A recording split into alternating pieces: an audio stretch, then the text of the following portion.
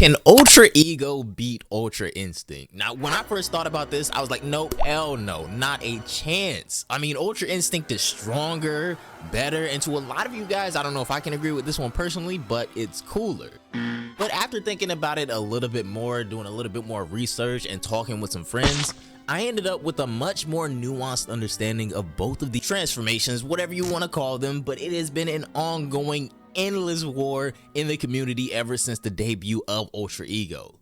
Beerus has obviously gotten a little bit more competitive about this as well, considering how he gave Vegeta that ear cuff, but Whis also would return the sentiment by giving Goku that autograph on his shirt, so both Beerus and Whis are taking this rivalry a little bit more seriously as well now. I'd say we're definitely in for another round of Goku and Vegeta at some point in the future of this story, a serious fight with serious stakes. The context could be literally anything, but yeah, it is gonna happen, guys. Just give it a couple years, but we're eventually getting a full-scale epic battle, possibly to the death, between Goku and Vegeta before this series ends. By that point, both of them would have realized their own definition of their respective techniques by then, and it'll be this ultimate showdown with emphasis on the word ultimate, and it might even include the word ultra, who knows. But until then, let's continue to speculate which of these techniques is better. First, we have to give up the idea that just because angels are stronger than destroyers, their techniques are also stronger. While this indeed would make sense, there are a few factors that don't really apply to the Goku and Vegeta situation. Like in chapter 82, when Whis would go on to state that as an angel, he is a fundamentally different life form than Goku, which is why Goku would have to realize his own unique version of Ultra Instinct in the first place. He's not an angel, he never was one, and he will never be of the angel species. Not to mention, they're always in a state of Ultra Instinct, which is something Goku just can't do. Well, not at this point at least. Then there's also this idea that angels essentially serve as instructors to the destroyers, which is why it's only natural that an angel of a universe would be stronger than a destroyer of that exact same universe. I guess what I'm trying to say is that no one here would ever say that Mirrorus is stronger than Beerus, even though Mirrorus did have Ultra Instinct. And I think this is a good point to mention that neither Ultra Ego nor Ultra Instinct is definitively better than the other. Plus, there's this mutual sense of rivalry between Goku and Vegeta. If one gets a superior technique to begin with, how is the other supposed to catch up? Now, I'm not gonna lie, Vegeta was definitely dragged around during the Granola saga, but even so, he held his own against Granola much better than Ultra Instinct Goku. It's because it's his first time using Ultra Ego, and there are psychological hurdles involved in this battle that he couldn't evolve the same way as Goku. But he will.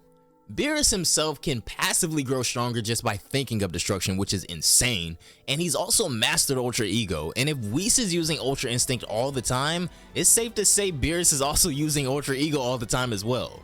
This is also why I don't think Goku and Vegeta would ever be able to beat Whis or Beerus at their own game. They'll eventually have to go back to their Saiyan roots and pull off an actual transformation.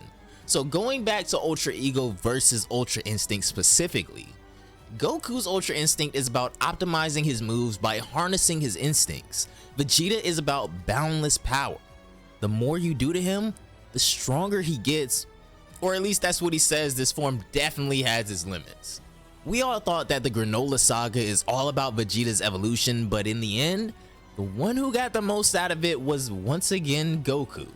Vegeta will have to step up fast if he wants to catch up, though considering the mental gymnastics Vegeta experienced during this arc, I definitely don't think he's gunning for becoming a destroyer anymore. And this would also go back to how Goku is no longer trying to be like Whis either.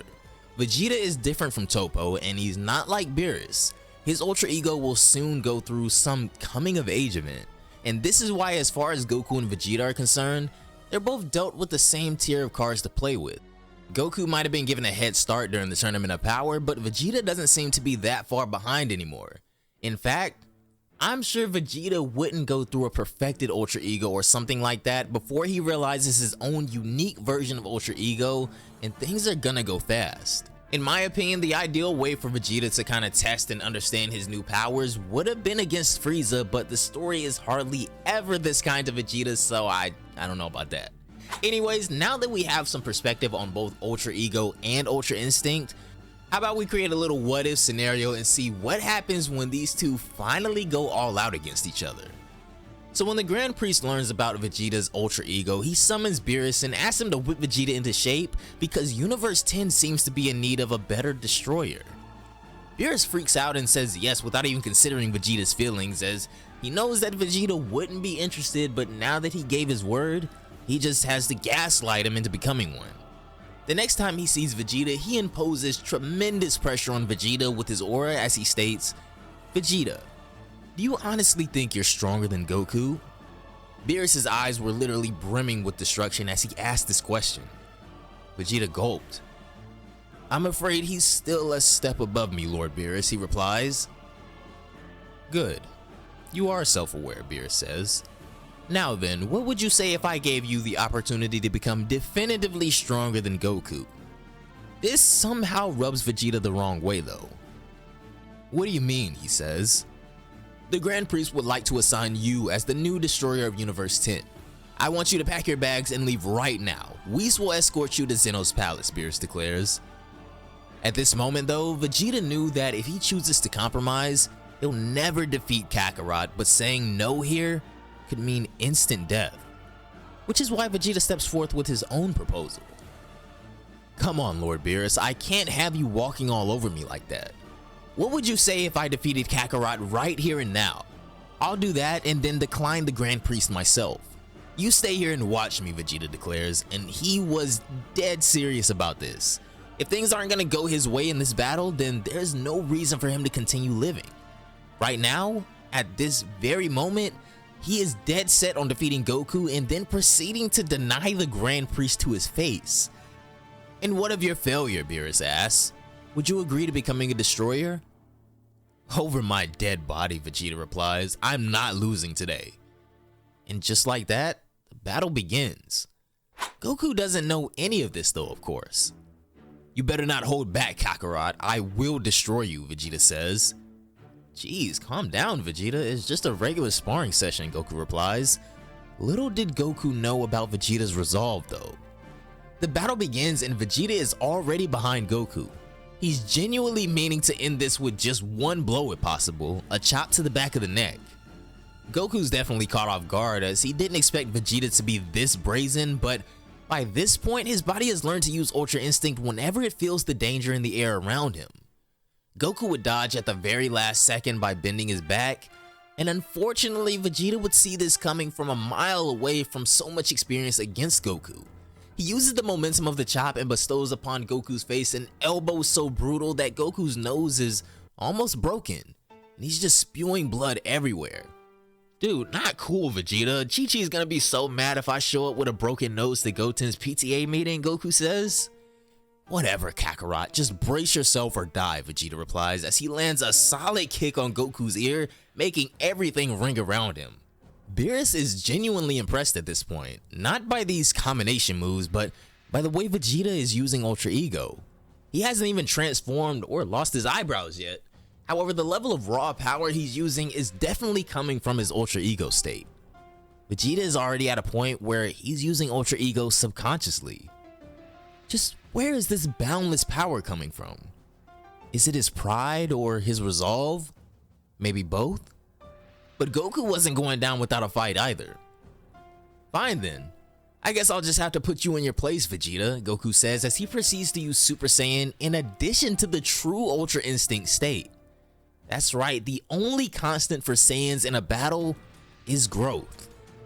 Beerus and Whis are thrilled at the rapid developments of this battle, although they are still unaware that the Grand Priest has been spectating the entire time.